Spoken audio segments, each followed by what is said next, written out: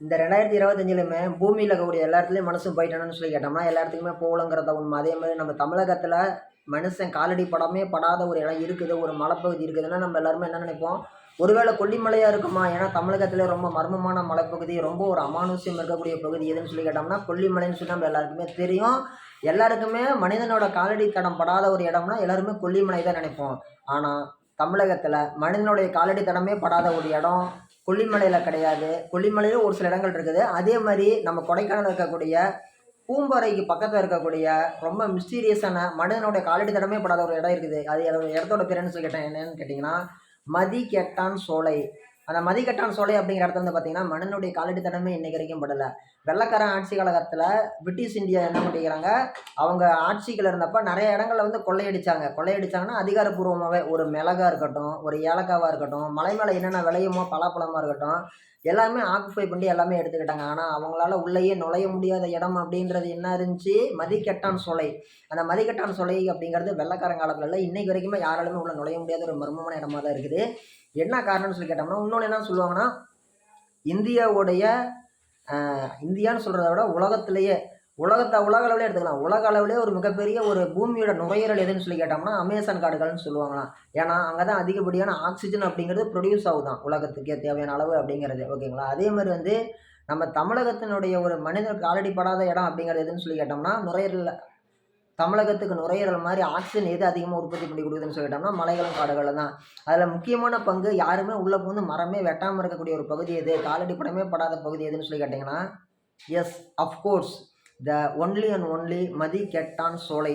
அந்த மதிகெட்டான் சோலையில ஒரு மிஸ்டீரியஸான விஷயம் என்னன்னு சொல்லி கேட்டோம்னா, இன்னைக்கு வரைக்குமே சூரிய ஒளி உள்ளாடி விழுவறதே கூட வந்து பார்த்தீங்கன்னா, ரொம்பவுமே வந்து ஒரு ரேரா தான் இருக்கு. கிட்டத்தட்ட ஒரு 13, 14 பேர் உள்ளாடி போய் இதுவரைக்கும் உயிர விட்டுருக்குறாங்க. என்ன காரணம்னு சொல்லி கேட்டோம்னா, ரொம்ப வருஷ கணக்கா உள்ளாடி யாருமே போக முடியாம இருக்கிறதுனால, அந்த இடத்துல வந்து அளவுக்கு அதிகமான அளவு குப்பைகள் சேர்ந்திருக்குமாம். மரத்தோடைய காஞ்ச சருகுகள் கிட்டத்தட்ட 2, 3 அடி உயரம் இருக்குமாம். காலப்போக்குல அதெல்லாம் மழை பெஞ்சு அந்த இடத்துல தண்ணி நின்னு அது இப்படி இப்படின்னு சொல்லி கிட்டத்தட்ட நெறைய இடங்கள்ல புதைகுழிகள் உருவாகியிருக்கும். அது மட்டும் இல்லாம அந்த இடத்துல வந்து ஒரு மிஸ்டீரியஸான ஒரு விஷயம் நடக்குது. அங்க உள்ளாடி போறவங்கலாம் திரும்ப ரிட்டர்ன் வரதே இல்ல. என்ன காரணமா இருக்கும்? அங்க இருக்கக்கூடிய ஒரு மூலிகைகளினுடைய தன்மைகளினால, இவங்க வந்து தன்னுடைய சுயநினைவு அப்படிங்கிறத இழந்துடுறாங்க. அவங்க சுயநினைவு இழந்துறதுனால, அவங்க வந்து அப்படியே ஃப்ரீஸ் ஆகி போயிடுறாங்க. இன்னொன்னு அங்க புதைகுழிகள் இருக்கிறதுனால, புதைகுழிகளுக்குள்ள உள்ளேயும் முழுகி இறந்து போயிடுறாங்க. விஷப்பூச்சிகள் தாக்கப்பட்டு இறந்து போறாங்க. மர்மமான முறையில திரும்ப வெளியிலேயே வராமலும் போயிடுறாங்க. இன்னைக்குமே கூட வந்து பார்த்தீங்கன்னா, ரொம்பவே மர்மமான இடமா தான் அந்த மதிகெட்டான் சோலை அப்படிங்கிறது இருக்குது. ஒரு சிலர் என்ன சொல்றாங்க, பொதுவா வந்து போகர் உருவாக்குன சாமி சிலைகள் வந்து பார்த்தீங்கன்னா 3 உருவாக்குனாரு.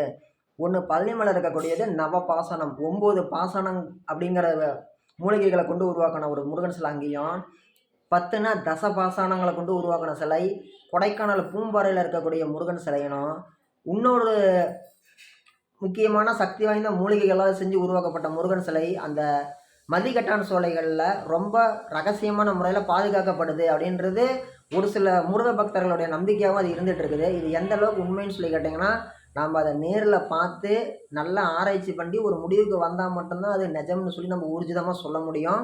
மித்தபடி வந்து மித்தாலஜிக்கல் ஸ்டோரீஸ்லாம் வச்சு நம்ம வந்து இதுதான் அப்படின்னு சொல்லி நம்ம கன்ஃபார்மா சொல்ல முடியாது. ஏன்னா ஒரு காலகட்டங்கள்ல பூமியே சமமா இருந்துச்சுன்னு சொன்ன மனுஷன் தான் வந்து விண்வெளிக்கு போனவனே தான் தெரியுது பூமி உருண்டையா இருக்குதுன்ட்டு. இன்னும் எண்ணிலடங்கா கணக்கிலடங்கா விஷயங்கள் அப்படிங்கிறது உணர முடிஞ்சது. அதே மாரி தான் இந்த மதிகெட்டான் சோலையும். மதிகெட்டானுடைய சோலை இதுக்குள்ளாடி போற மனுஷங்கள் இந்த மாரி ஆவறதுக்கு என்ன காரணமா இருக்கும்னு சொல்லி நீங்க நினைக்கிறீங்கன்னு சொல்லி நீங்க சொல்லுங்க.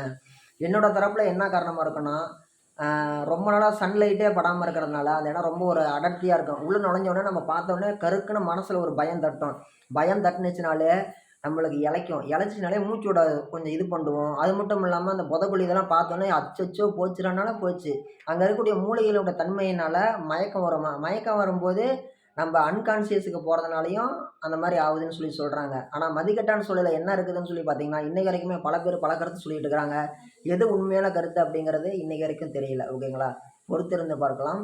ஓகேங்களா?